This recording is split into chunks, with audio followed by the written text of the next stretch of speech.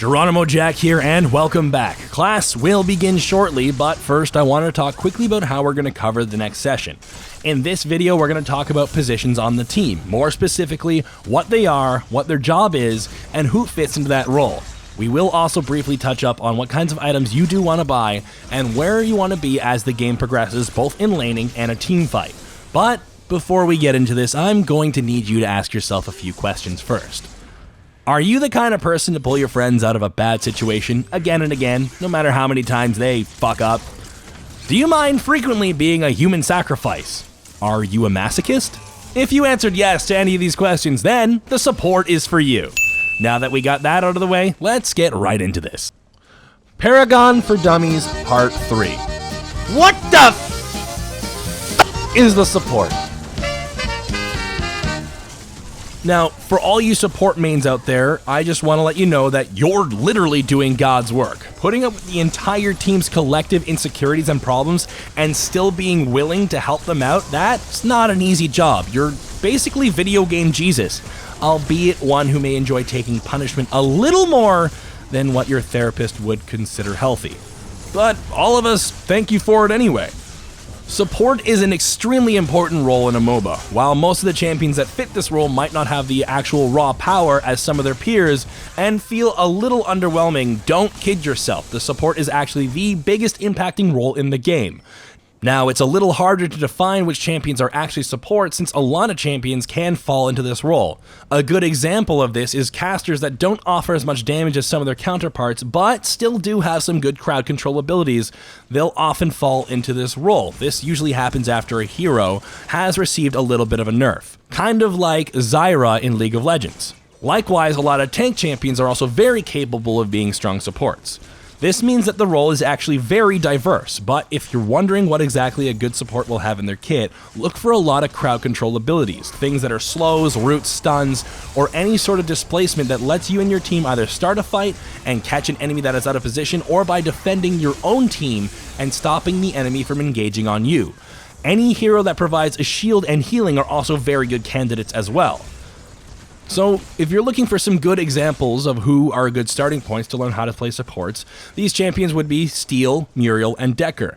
Now, I do mention Steel because while he is a tank, and you'll see him in some other videos, his charge and his ult will offer a lot of crowd control to help the ADC get out of a bad situation. And his shield wall will straight out stop the enemy from being able to hit you. All in all, these champions will provide the tools you'll need to be effective at your role. By now, a theme might be starting to pop in your head. As a support, you're going to have a few things to do, keeping your team alive being the primary one. But mostly it's to protect this guy. This guy who just completely, oh my god, does not have a care about you in the world. If you thought your mom was overbearing, just wait until you get to start trying to keep someone alive who has absolutely no regard for their own life or what's going on around them. You might actually relate to her after a few games and call her up and say you're sorry for being such a bad person your entire life.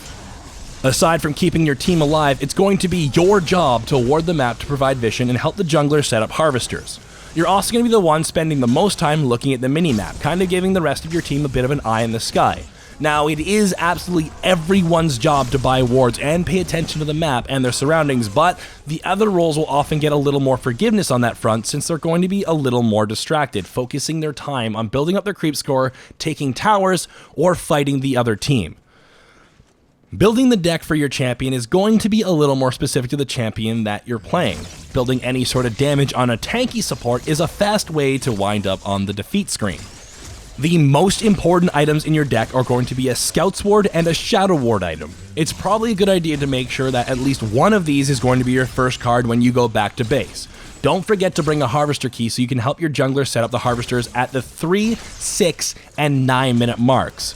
You're also going to want to toss your usual Health Potion and Mana Potion in there as well. But if you're now looking for a more specific stat to put in your deck, cooldown reduction and some mana is always going to be a safe bet. This will allow you to use your abilities as frequently as possible while having the mana to back it up and keep using those abilities. After that, look into which champion you're playing and put in some cards that complement the type of champion they are. So casters maybe have a little bit of damage while tanks will want defense. Time to move on to skills. Looking at the skills you're going to need as a support, you're really going to want to brush up on your perception and timing. Map awareness is king, and that goes doubly so for you. Knowing where both teams are at all times is vital. Find out some good spots to put down vision wards, and where the other team will be placing theirs as well. You'll be the one playing the ward game, putting yours down and taking the other team's wards off the map.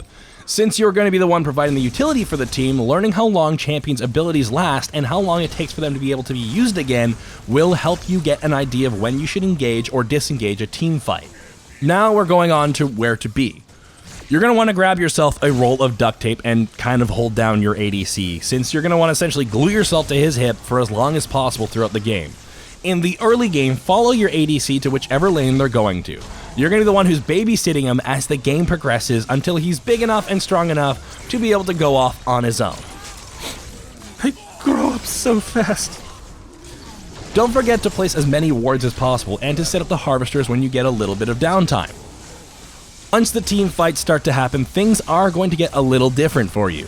You're going to want to prioritize the champions in the game on both teams. As always, the champions who deal the most damage to the champions who deal the least damage. You're also going to be the one to initiate the team fight with your front line and try and catch out the enemy team as best as possible with your CC. Keep in mind and be aware of where your damage dealers are in the team fight as much as possible. If the enemy rampage or steal is making your ADC or caster their personal plaything, it's going to be you to be the one to get them off them and help them out.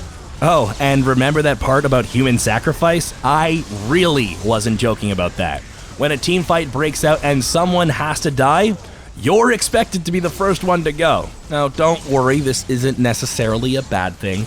If you die protecting your team or ensuring that your team can secure a kill on the enemy or get an objective, you've done your job. Just remember to make sure that you're not sacrificing yourself for nothing. Ask yourself, is it worth? Just don't feel too upset when your teammates often strand you and leave you for dead. That's going to be it for today. Class is now out of session. Hopefully with all this information, you'll be able to get the basics of the support down and grab that win you're looking for. Like I said before, MOBAs are extremely organic games. MOBAs are extremely organic games, which means that everything we talk about is more or less a guideline of how to play. What we've covered here won't exactly be the right thing to do every single time, but hopefully now you'll have an idea of what to do, and if all else fails, you'll have a way on how to apply yourself as a support effectively enough to contribute to your team without becoming too much of a burden. Until next time, I'm GeronimoJak signing out, and I'll see you in Agora.